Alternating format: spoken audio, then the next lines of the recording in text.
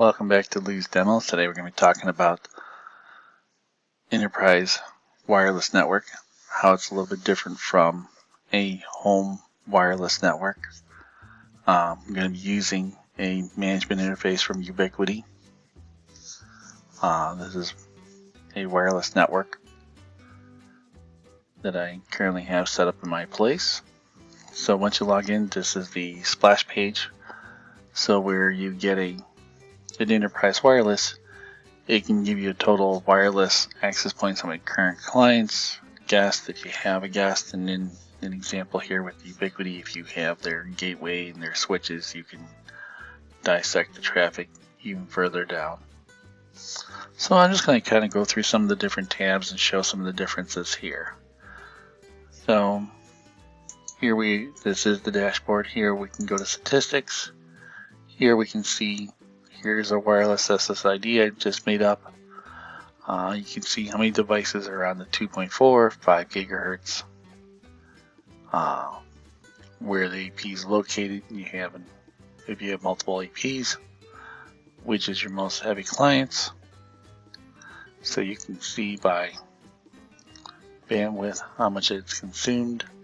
Here you can see like little charts of your wireless. Here we can go to performance, so we can see our different performances throughout the day. How hard has this device been working?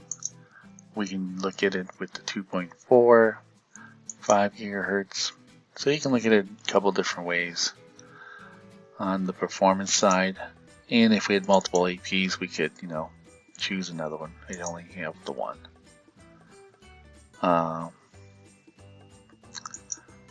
I would say the mapping part is pretty cool. You can see by topology, a virtual topology. So if I had a switch router, you'd see all that stuff and all the different devices that are connected. Here we can go look at more of a floor plan of physical.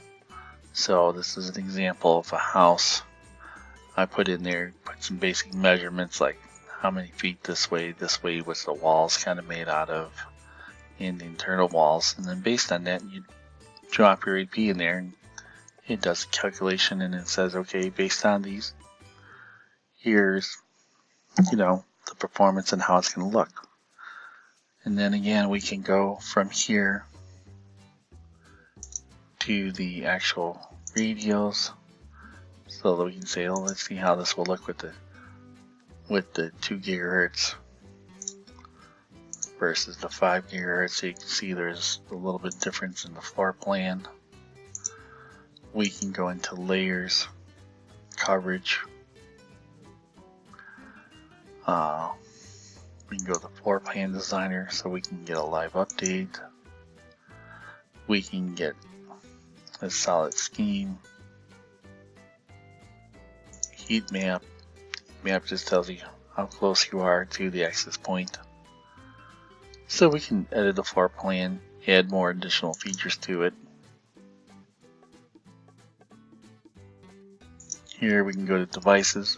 Here's the actual AP. Here's how hard it's working, memory resources, and then we can click on it and see all the different options in here. So we can go here, see our stats again.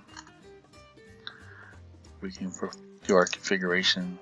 So if we want to modify our radios, how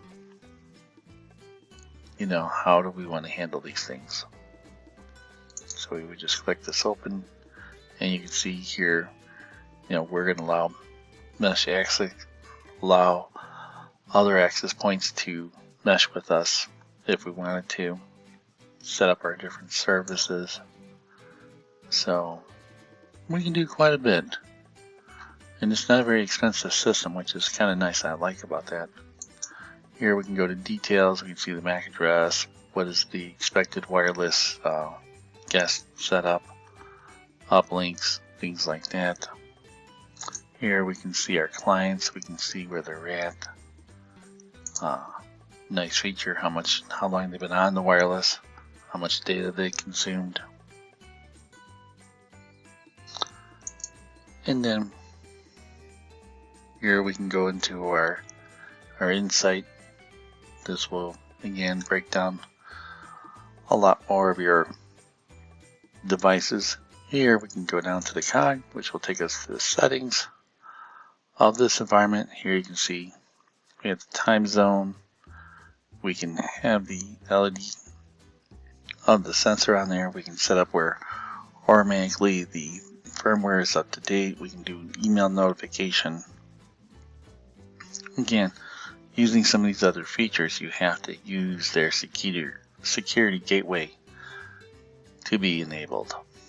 One of the nice things about Ubiquiti too, I want to mention, you don't have to run a controller-based software for these to work. You can use an app for the iPad and configure these APs. You can do a cloud solution. There's a couple different ways you can do it. You can even back it up to the cloud. It's kind of nice, and they don't charge you a yearly fee to use this, which is kind of nice.